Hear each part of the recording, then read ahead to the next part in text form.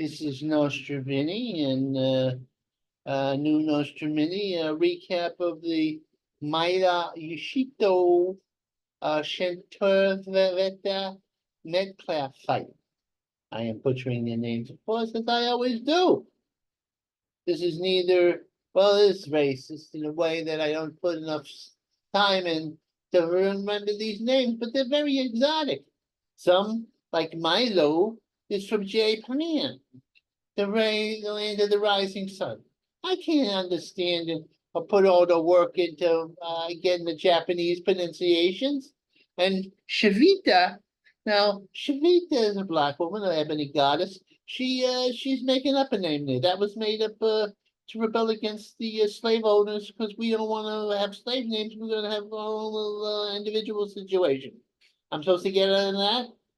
I mean, it'll be too much work. I'm too lazy. It's not racism, it's laziness. It's just laziness on my part. And I don't care because nobody's handing me money. If somebody was handing me money, I know the diction of everything. But that's not the point. Point is, I'm going to butcher names, and you must research these people to find out who they are. Anyway, should I wear my glasses? No, because I want my eyes to be my bleepy blues, my bleepy greens to be wide open. They're one of my best attributes. And so the glasses, I'm not blind anymore. I can see what I'm seeing, but anyway, it's experimental. We're gonna go from the preliminaries to the top of the card. Not most people don't do that, but I honor the guys on the bottom of the card because they will be the future superstars of tomorrow. Now, the first battle that we're gonna talk about is not the lineup. The actual lineup was a little different when they actually broadcasted it. Is Conrad Kowalski, Mickey Guzzi. Look, I'm not racist because this is a Polak. And that Polak is, I mean, come on. What do somebody understand that? He has more, I don't think there's that many letters in the alphabet. Now, he felt Kenna Wheeler, American, ebony American, and that's female towards a black man, a very talented man, 7-5 with 6 KOs. I'm going to tell you something about this man. It's a very deceptive record. He was tall, about 5'6'2", incredible physique there, the speed, power, all the tools, but he didn't quite know how to use the toes and a big knockout percentage. Well, the Polak, Conrad, let's just call him Conrad, was a mover. He was moving all around the ring. He almost won out every round. But it was not boring because it was like he was in front of a punch of dynamite. And he was hit once or twice and he bullied up a little bit, but he was always one step ahead. A lot of movement. He came in, he comes in, he gets out of the way. Sometimes he got out of the way too much. He's like 3 miles away from the guy. And that's what the announcers, they're very good announcers, by the way. Anyway, Conrad, as I predicted, in my Nostrovini prediction, won the fight. Because I had what you call your intuition. And plus, a knowledge since I was 10 years old, watching Muhammad Ali when I was a baby. I'm 65 now. So this is many years. Okay. Jerry Forrest. By the way, the Polak was named Ernie. And new what's it? Oh, okay. Oh, wait. I'm getting a little confused. Slugger Jerry, 27-6-2 with 20 KOs, has been with top guys. In fact, he was with the big Japanese, Chinese guy whose name I do not recall at the point. Big powerful guy, knocks people in that sense that he couldn't knock out Jerry. They fought a draw. Jerry is a good what you call. He's not quite a club fighter, or he's an exceptional club fighter. He's what you call a gatekeeper. Get past Jerry, he got something there. Now, Jerry the Slugger, that's his nickname. He's got his own nickname. He's a big slugger. He's a big puncher. He was in the Flush. Earl Newman, 10-3-1, former Golden Gloves champion. A good fighter. He put up a good. I wouldn't say it was a great fight. It was sort of like those two guys who were on club lighting level. Jerry was the better man, and he more developed. Actually smaller, He's fought giants, but he was smaller than Earl. Earl lost the decision. Nothing. It was an interesting fight. I find all these things interesting. And that was the tail down. Now this is I would have won every fight here and it was a trifecta, but I screwed up because I didn't research Edward Vasquez, Kenneth Taylor's. Now Vasquez is 16-2 with 3 KOs. I thought, I can't punch. And he had fallen hard times, but I didn't look at his fights and I didn't research him. And Kenneth Taylor, 14-3 with 6 KOs. I'm figuring this guy he's gonna win. And when I looked at a little bit of him, and I may have looked up at Vasquez, but Vasquez is much smaller. And the other guy, he was one of these black guys with, a little body, a little, muscles. And I was hypnotized by his muscles. Not that I'm a homosexual, that's not true. I just, you appreciate a good physique. And he had a physique. The other guy looked like a skinny guy, Vasquez, but this tells you that fights are mental, they're physiologically, because Vasquez had the experience. He was like a little skinny Mexican Joe Frazier. He was just all over this guy. He may have been Puerto Rican. I don't know his criteria quite now. Yeah, but Taylor had all the talent in the world, but something was wrong with his ticket. Now his brain, or whoever you want to put because the Vasquez stayed on top of him, was really whacking him pretty good, but not devastatingly. Put a lot of pressure. Taylor gave up. He basically he had the talent to put up a greater fight. Maybe even win the fight. He didn't have the heart. The pressure got to him. He gave up. He quit. It was very weird. And in fact, Vasquez was kind of disappointed because he would have rather knocked him out and beat him. And it was fair and square the way he beat him, but it didn't lessen the strange taste because usually fighters don't give up like that.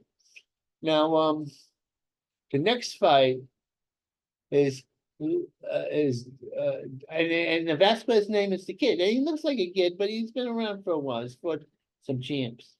So Kenneth Taylor's problem child, which I thought call him a problem child, the way he fought, because that's a problem when you give up like that.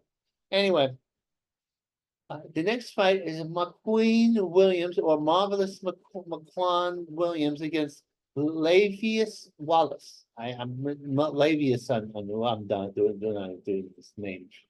McQueen, or the Marvelous one, 21-0 with two draws and 10 KOs.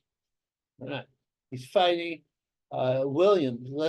They're both named Williams. This is insanity. Levasius, Red Levasius. He has a little red hair. He's a black guy, but with a red hair. He's probably in the water.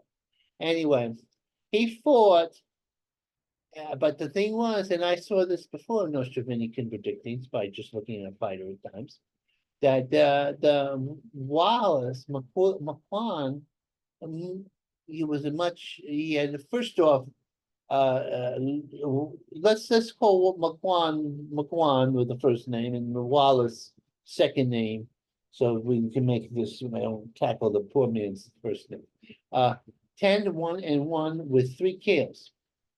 Good boxer. I saw a little thing. He looked like he was bloodied. A little bit of a bleeder. Not much power. The other guy has 3 times as much power, if not more. He has only one option to, outbox the guy.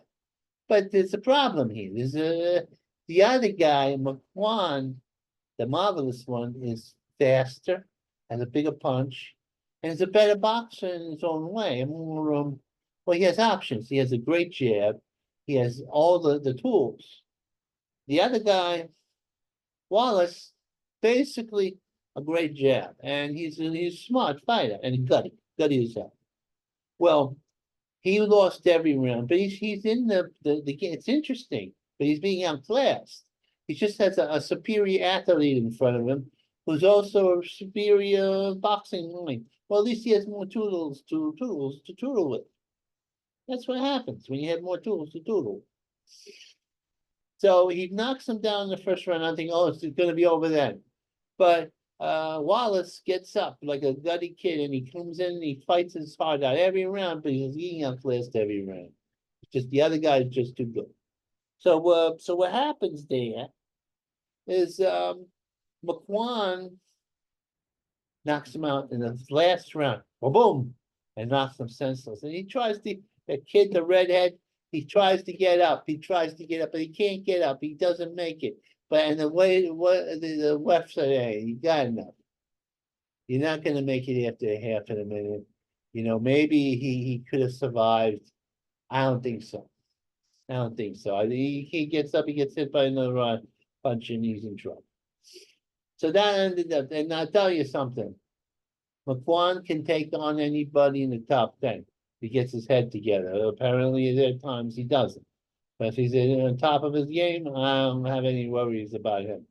He's going to give somebody in the top 10 to the top 5 a situation. Okay, Magi Mishito against Metcalf. Let's say Yoshida or Maya Mashesha against Chicken Savelta Mikito Master. The girl, the Japanese girl looks like a geisha girl, but she fights like a brawler, and she's a pressure fighter, but not a big puncher. She only had 4 KOs out of 17 fights, and wears she down. She's very strong, and Metcalf is much taller. See, the Japanese girl shorter. I think she's 5'3" or somewhere in that direction. The other girl is 5'9" something. Maybe I got the statistics wrong, but yeah, much taller. Good, has a good jab, has options. She could fight on the inside because she has a game there, and she has the jab and she has the right hand. She's very tall, very wiry. Neither one could punch, but I blame that on 2-minute rounds. That's the culprit there, because you set up your fight, you're not if you have more time to do. Anyway, this was what I would call, for the most part, one-sided fight. I thought Miyawa, that's the first name in Japanese, would only have a chance if it was a hometown thing, because it was New York was her hometown. Japanese people backing her up, and she has her own little audience, her own little thing going on there. So the promoters might favor her. Didn't happen that way. Yoshida Metcalf won the fight with her jab, with her right hand, and just was a little bit too, classy, and also had physical attributes. Okay, this is I think this is a good way to do my fights, because you start with the preliminaries, then you go to the top instead of the other way around. And the preliminaries, man, there's the preliminary today is going to be a main event tomorrow. Anyway, that's all I got to say. I got to put this up. Let me take this down. I got this in front of me. I wonder how it's going to look. Oh, yeah. Gotta take this down.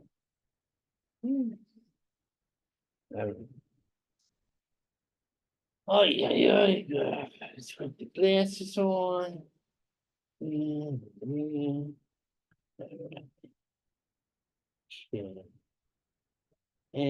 then, bye-bye, everybody. Bye-bye. Yeah, bye-bye. And, okay, by the way. Right? And, boom, boom. And meaning for all, and I'm all that's here.